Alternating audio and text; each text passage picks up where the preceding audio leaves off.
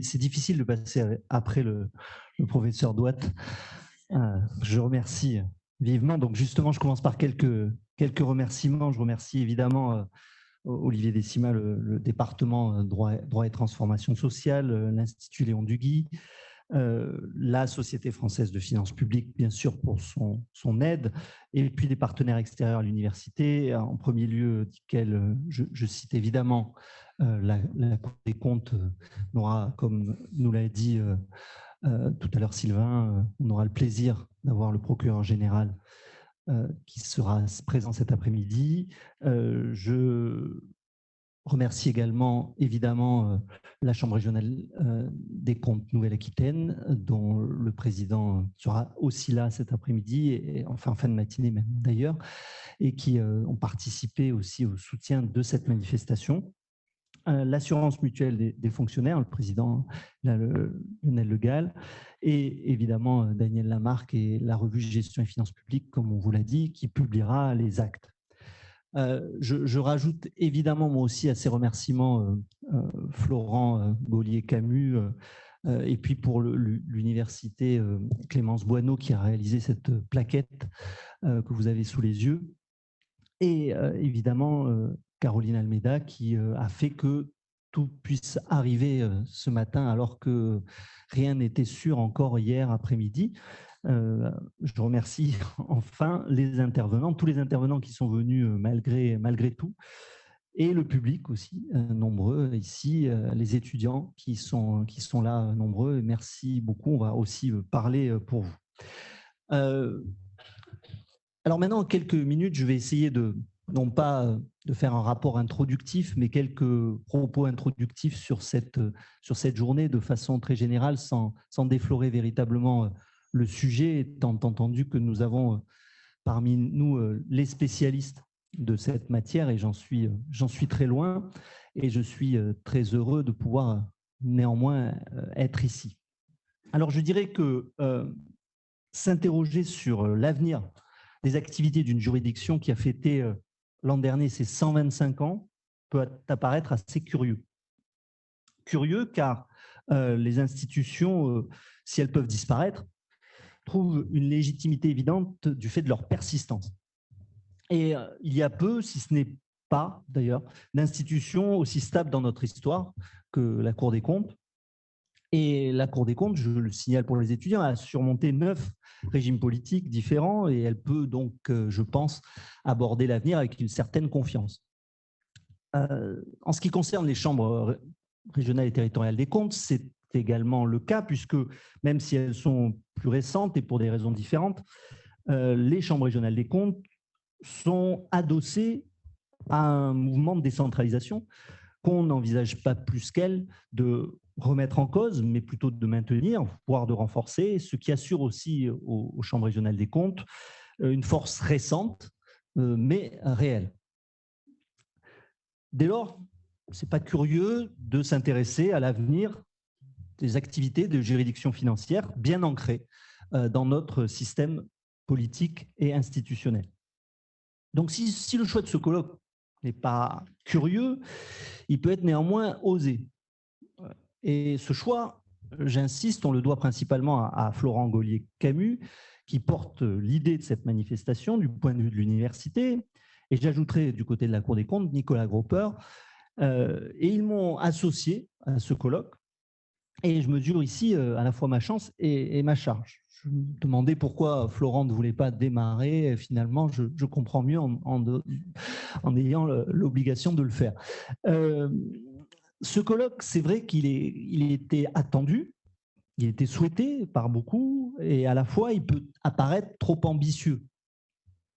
Comment traiter en une journée d'une mission essentielle des juridictions financières qui a traversé les siècles et qui a connu ces 15 dernières années des évolutions notables avant le grand chamboulement du 1er janvier 2023. Et comment évoquer aussi un avenir qui est certes assuré, mais en partie inconnu, devant un public connaisseur et nombreux, mais aux attentes et aussi aux a priori assez divers. Alors mon rôle, il est plus facile que celui des futurs intervenants, il me conduira à poser simplement 3 questions préalables, très générales, qui nous permettront de lancer le débat. Ces 3 questions, elles sont en lien avec les interrogations fortes que l'article 168 de la loi de finances pour 2022 avait esquissées. Cet article autorisait le gouvernement à prendre par voie d'ordonnance toute mesure pour créer un régime juridictionnel unifié de responsabilité des gestionnaires publics. Ce régime que l'ordonnance du 23 mars 2022 a mis en œuvre et qui s'applique depuis le 1er janvier dernier. Les questionnements et les 3 questions vont porter à la fois sur la réforme, la transformation des activités contentieuses des juridictions financières et plus largement sur les conséquences de ces très fortes évolutions. Alors, c'est une réforme qui fait couler beaucoup d'encre et qui suscite beaucoup d'interrogations et peut-être même déjà quelques critiques. Première question donc, est-ce qu'une réforme relative aux juridictions financières a déjà fait l'unanimité? Alors, certains d'entre nous présents dans la salle ont un souvenir ému d'une rencontre à la Cour des comptes organisée par le premier président, Philippe Séguin, pour expliquer son projet de réforme contesté en 2009. Beaucoup, à l'époque, considéraient que cette réforme audacieuse remettant en cause les chambres régionales des comptes comme juridiction autonome devait être combattue, tandis que d'autres souhaitaient la voir mise en œuvre. Il n'est pas assuré que les opposants de l'époque ne soient pas aujourd'hui nostalgiques du modèle présenté alors. D'autres exemples topiques peuvent être trouvés également dans l'histoire. Sans remonter à l'ordonnance de Vivier-en-Brie, je précise pour les étudiants qu'en janvier 1320, l'ordonnance prise au château de Vivier-en-Brie fixe le statut définitif et réglemente le fonctionnement de la Chambre des comptes royale, ancêtre de la Cour des comptes. À la Révolution, déjà, à la Révolution française, les chambres des comptes sont supprimées, 1791, et remplacées par un bureau de la comptabilité rattaché à l'Assemblée nationale. Déjà, à l'époque, les questions se posent sur les choix opérés.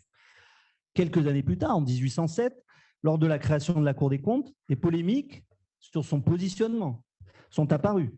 Instrument de l'exécutif ou juridiction autonome? À l'époque, en 1948, un pouvoir de sanction des ordonnateurs est réapparu. Inutile de rappeler alors les polémiques qui ont accompagné pendant toute son existence le fonctionnement et les pouvoirs limités de la CDBF, comme on essaye de dire aux étudiants, on ne se rappelle jamais du sigle. Bon, vous pouvez oublier maintenant, finalement. En 1982, la création des chambres régionales et territoriales des comptes est vue comme une avancée pour le contrôle de la gestion publique. Leur action est saluée et leur rôle a été essentiel pour vérifier que les transferts de compétences engendrés par les lois de décentralisation ne s'accompagnent pas de dérives de la gestion publique locale. Mais parallèlement, leur rôle, dans le cadre de contrôle budgétaire et surtout l'importance du pouvoir préfectoral dans ce domaine, a conduit beaucoup à se demander, à l'époque, si la fin de la tutelle énoncée par les lois de 1982 s'étendait à la matière budgétaire. Le contrôle budgétaire est d'ailleurs toujours, aujourd'hui, un contrôle mal aimé, alors même qu'essentiel. Quelques années plus tard, et vous allez voir que les réformes s'accélèrent, l'année 2008 caractérise très bien les enjeux des réformes des juridictions financières. La réforme constitutionnelle d'abord, l'article 47-2 de la Constitution qui place la Cour à équidistance entre Parlement et gouvernement et renforce son statut, et parallèlement la réforme législative, modifiant la procédure juridictionnelle, mettant fin à la fameuse règle du double arrêt qui elle aussi avait fait couler beaucoup d'encre, mais qui a été prise sous pression européenne et qui ouvre une période à la fois de forte modernisation, mais aussi de réelle interrogation sur les juridictions financières. Puisque dès 2009, on arrive à la fameuse réforme dite Séguin, inaboutie, qui, là aussi, je le dis pour les étudiants, qui révolutionnait les juridictions financières et qui réformait en profondeur le contrôle juridictionnel, faisant de la Cour des comptes le juge des ordonnateurs et des comptables et transformer les chambres régionales des comptes en chambres des comptes de la Cour.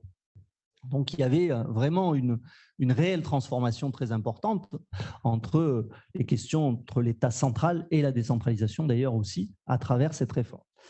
Elle a évidemment subi des critiques aussi fortes que discutables, ces critiques. Après le décès de Philippe Séguin et l'abandon de cette réforme particulièrement originale, le premier président Didier Migaud, n'a pas interrompu la volonté réformatrice. Et la réforme dite de 2011, la loi du 13 décembre 2011, a initié une transformation matérielle et un peu institutionnelle également des juridictions financières. Cela ouvrait également des questions qu'on abordera aussi aujourd'hui, notamment sur la notion de préjudice. On aura l'occasion d'en parler. Et la dimension institutionnelle de cette réforme de 2011, elle a provoqué un moment de flottement assez intéressant du point de vue de l'organisation institutionnelle, puisque le nombre de chambres régionales des comptes, à l'époque, n'était pas en cohérence avec le nombre de régions. On a eu un moment un peu particulier, et ce jusqu'à la réforme de 2015. Alors, quand vous faites des cours de finances publiques à ce moment-là et que vous essayez d'expliquer la structuration des chambres régionales des comptes auprès des étudiants, ce n'est pas si facile, puisque la loi du 13 décembre 2011 limitait leur nombre à 20 au maximum en métropole. Le décret du 23 février 2012 a défini 15 chambres régionales des comptes métropolitaines, on l'a oublié, mais jusqu'à 2016, on avait bien 15 chambres régionales des comptes, et ce décret ensuite a été modifié 1er janvier 2016 pour rétablir, en conformité avec la loi relative au redécoupage des régions, une conformité entre le nombre de chambres régionales des comptes et le nombre de régions. Enfin, plus récemment, JF 2025, le nouveau projet de réforme lancé en février 2021 est une réforme là aussi novatrice, avec beaucoup d'avancées, mais là aussi des critiques peut-être légères, mais des critiques réelles qui viennent peut-être même parfois de l'intérieur, arrivent. Certains aimeraient qu'elle aille plus loin, notamment sur le plan écologique. Je pense notamment à la question de l'utilisation du budget vert, comme le propose dans un ouvrage récent deux magistrates de la Cour des comptes, Camille Andrieux et Adeline Baldacchino.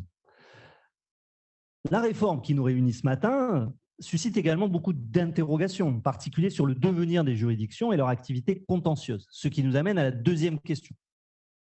Est-ce que l'activité contentieuse est l'activité primordiale des juridictions financières? Là aussi, question peut-être naïve, volontairement, et à la fois question réelle.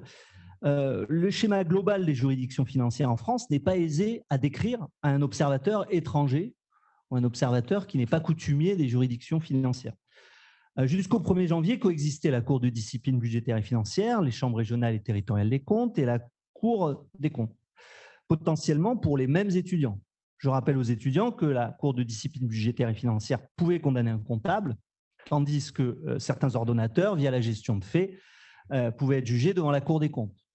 Pas très simple. Les fonctions elles-mêmes exercées par ces juridictions étaient difficiles à décrire. Fonctions répressives, juge, conseil.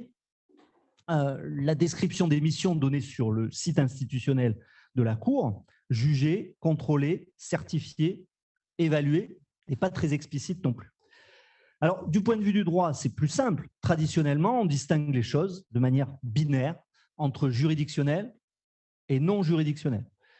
Et si cette dichotomie a un sens juridique évident, elle échappe à l'observateur profane, voire aux citoyens en général. Ce qui explique d'ailleurs que la Cour des comptes ne reprend pas cette dichotomie juridictionnelle et non juridictionnelle lorsqu'elle l'explique.